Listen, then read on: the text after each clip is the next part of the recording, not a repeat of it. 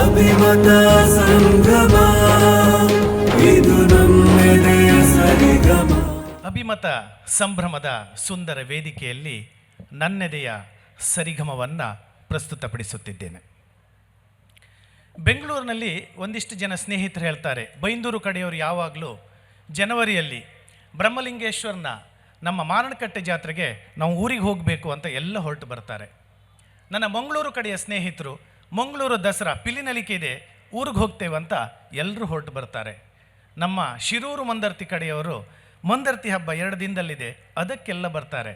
ಆದರೆ ಉಡುಪಿಯಿಂದ ಹಿಡಿದು ಬೈಂದೂರಿನವರೆಗೆ ಇರುವಂತಹ ಎಲ್ಲ ಯುವಕರು ಪರಸ್ಥಳದಿಂದ ಎಲ್ಲರೂ ಸೇರಿ ಊರಿಗೆ ಬರೋದಿದ್ದರೆ ಅದು ಅಭಿಮತ ಸಂಭ್ರಮಕ್ಕೆ. ಇದು ನಾನು ಕೊಂಡಂತಹ ಸತ್ಯ.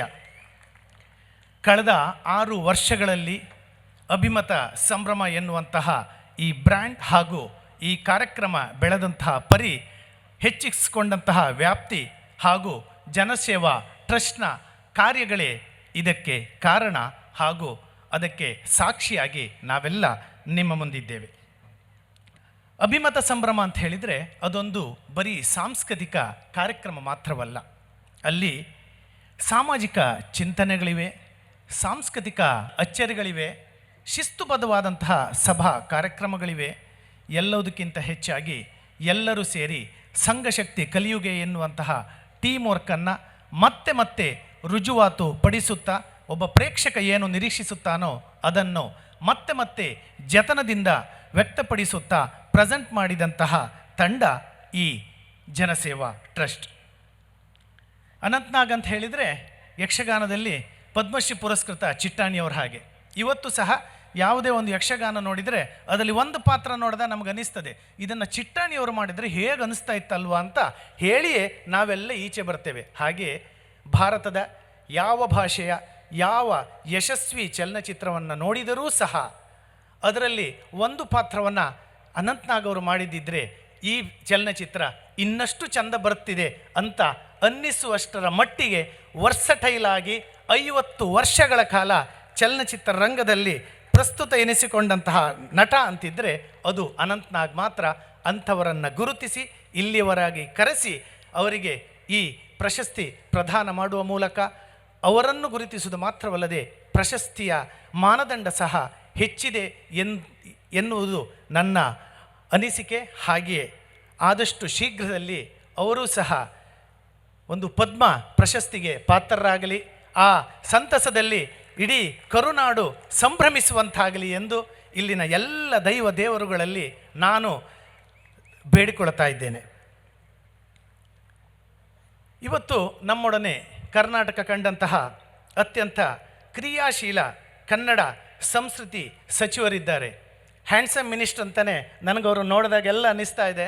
Ever smiling, ever cheerful, ever motivating ಶ್ರೀಯುತ ಸುನೀಲ್ ಕುಮಾರ್ ಜಿಯವರು. ಅವರ ಕನ್ನಡ ಸಂಸ್ಕೃತಿ ಇಲಾಖೆಯಲ್ಲಿ ಏನು ಮಾಡಬೇಕು, ಏನು ಮಾಡಬಹುದು ಅಂತ ಎಲ್ಲ ರಾಜಕಾರಣಿಗಳು ಚಿಂತಿಸುವಾಗ ಏನು ಬೇಕಾದರೂ ಮಾಡಬಹುದು ಅನ್ನುವುದನ್ನು ಮತ್ತೆ ಮತ್ತೆ ನಿರೂಪಿಸಿದಂಥವರು ಶ್ರೀಯುತ ಸುನೀಲ್ ಕುಮಾರ್ ಅವರು.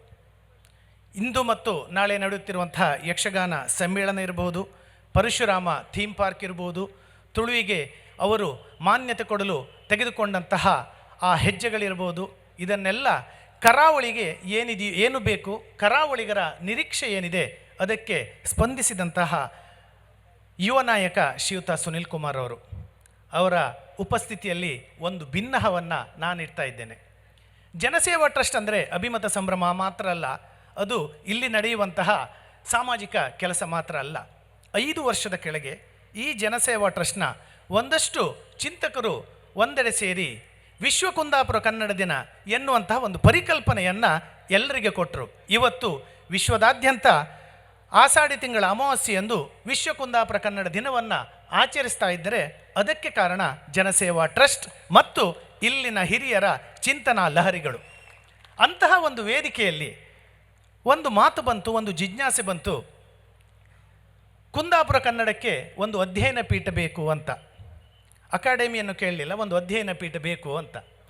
ನಮ್ಮ ಮಾನ್ಯ ಶ್ರೀಯುತ ಜಯಪ್ರಕಾಶ್ ಹೆಗಡೆಯವರು ಮಂಗಳೂರು ವಿಶ್ವವಿದ್ಯಾನಿಲಯಕ್ಕೆ ಮಾತಾಡಿ ಒಂದು ಅಧ್ಯಯನ ಪೀಠದ ರಚನೆ ಸಹ ಆಗಿ ಹೋಯಿತು. ಅದಕ್ಕೂ ಕಾರಣ ಜನಸೇವಾ ಟ್ರಸ್ಟ್ನ ಆ ಇನಿಷಿಯೇಷನ್. ಆದರೆ ಅಲ್ಲಿ ನಡೆಯಬೇಕಾದಂತಹ ಅಕಾಡೆಮಿಕ್ ಆ್ಯಕ್ಟಿವಿಟೀಸ್ ಏನಿದೆ ಅದು ಅಂದುಕೊಂಡ ಹಾಗೆ ನಡೀತಾ ಇಲ್ಲ.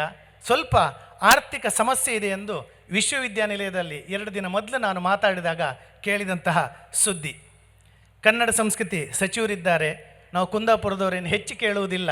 ಅಲ್ಲಿನ ಕನ್ನಡದ ಆ ಪೀಠಕ್ಕೆ ಒಂದಷ್ಟು ಧನ ಸಹಾಯವನ್ನು ಚುನಾವಣಾ ನೀತಿ ಸಂಹಿತೆ ಅನೌನ್ಸ್ ಆಗುವ ಮೊದಲೇ ತಾವೇನಾದರೂ ಕೊಟ್ಟರೆ ಖಂಡಿತ ನಾವೆಲ್ಲ ಋಣಿಗಳಾಗಿರ್ತೀವಿ. ಈ ನೆಲದ ಸೊಗಡನ್ನು, ಸಂಸ್ಕೃತಿಯನ್ನು ಉಳಿಸಿ ಬೆಳೆಸಿ ಮುಂದಿನವರಿಗೆ ದಾಟಿಸುವಲ್ಲಿ ಕಾರ್ಯಪ್ರವೃತ್ತರಾದಂತಹ ಈ ಕುಂದ ಕನ್ನಡ ಅಧ್ಯಯನ ಪೀಠಕ್ಕೆ ತಮ್ಮದೊಂದು ಗಮನ ಇರಲಿ. ಹಾಗೂ ತಾವು ಎಂದೂ ಬರೀ ಆಶ್ವಾಸನೆಯನ್ನು ಕೊಟ್ಟವರಲ್ಲ, ಅದನ್ನು ಕಾರ್ಯರೂಪಕ್ಕೆ ತಂದವರು. ಈ ವೇದಿಕೆಯಲ್ಲಿ taking the liberty, I am just requesting you sir, ದಯವಿಟ್ಟು ಈ ನಿಟ್ಟಿನಲ್ಲಿ ತಾವು ಕಾರ್ಯಪ್ರವೃತ್ತರಾಗಬೇಕು. ಯಾಕಂದರೆ ವಿಶ್ವ ಕುಂದಾಪುರ ಕನ್ನಡ ದಿನ ಅನ್ನುವಂಥದ್ದು ಶುರುವಾಗಿದ್ದು ಸಹ ಈ ಜನಸೇವಾ ಟ್ರಸ್ಟ್ನಿಂದ. ಕೊನೆಯದಾಗಿ ಈ ಶ್ವೇತ ವಸ್ತ್ರ ವಸನಧಾರಿಗಳಾದಂತಹ ಟೀಮ್ ಅಭಿಮತ, ಇವರು ಸಾಮಾಜಿಕವಾಗಿ ಸಾಂಸ್ಕೃತಿಕವಾಗಿ ನೀವೆಲ್ಲ ನಿಜಕ್ಕೂ ಶ್ರೀಮಂತರು. ಇಂತಹ ಕಾರ್ಯಕ್ರಮಗಳು, ಇಂತಹ ಸೇವಾ ಕೈಂಕರ್ಯಗಳ ಮೂಲಕ ನೀವು ರಾಜ್ಯದ ಗಮನವನ್ನು ಪಡೆದಿದ್ದೀರಿ. ಸಾಮಾಜಿಕವಾಗಿ ಹಾಗೂ ಸಾಂಸ್ಕೃತಿಕವಾಗಿ ತಾವು ಸೇವೆಯನ್ನು ಸಲ್ಲಿಸುವುದರ ಜೊತೆಗೆ ವೈಯಕ್ತಿಕವಾಗಿ ಕೌಟುಂಬಿಕವಾಗಿ ಸಹ ತಾವು ಸೋಲಬಾರದು. ನೀವು ಯಾವಾಗಲೂ ಯಶಸ್ಸನ್ನೇ ಪಡೆಯಬೇಕು. ವೈಯಕ್ತಿಕವಾದ ಯಶಸ್ಸನ್ನು ಪಡೆದಾಗ ಮಾತ್ರ ಸಾಮಾಜಿಕವಾಗಿ ಇನ್ನಷ್ಟು ಕೆಲಸಗಳನ್ನು ಮಾಡಲು ಸಾಧ್ಯವಾಗುತ್ತದೆ. ಸಂಘಶಕ್ತಿ ಕಲಿಯುಗೆ ಎನ್ನುವಂಥ ಹಾಗೆ ಓನ್ಲಿ ದ ಟೀಮ್ ವರ್ಕ್ಸ್ ಅಂತ ಹೇಳ್ತಾರೆ.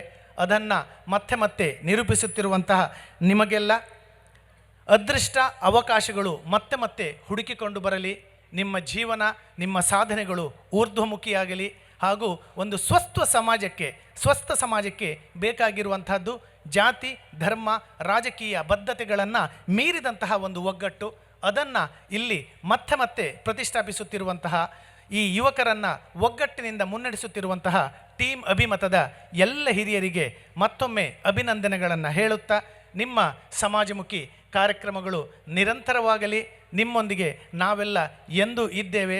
ಅಂದಿನಿಂದ ಇಂದಿನವರೆಗೆ ಜನಸೇವಾ ಟ್ರಸ್ಟ್ ಹಾಗೂ ಅಭಿಮತದಲ್ಲಿ ನನ್ನನ್ನು ತೊಡಗಿಸಿಕೊಂಡಿರುವುದಕ್ಕೆ ಧನ್ಯೋಸ್ಮಿ ಎನ್ನುವಂತಹ ಮಾತನ್ನು ಹೇಳುತ್ತಾ ಮತ್ತೊಮ್ಮೆ ಅವಕಾಶಕ್ಕಾಗಿ ವಂದಿಸುತ್ತಾ ನನ್ನ ಮಾತನ್ನು ಸಂಪನ್ನಗೊಳಿಸುತ್ತೇನೆ. ಸರ್ವೇ ಜನಾಃ ಸುಖಿನೋ ಭವಂತು. ನಮಸ್ಕಾರ.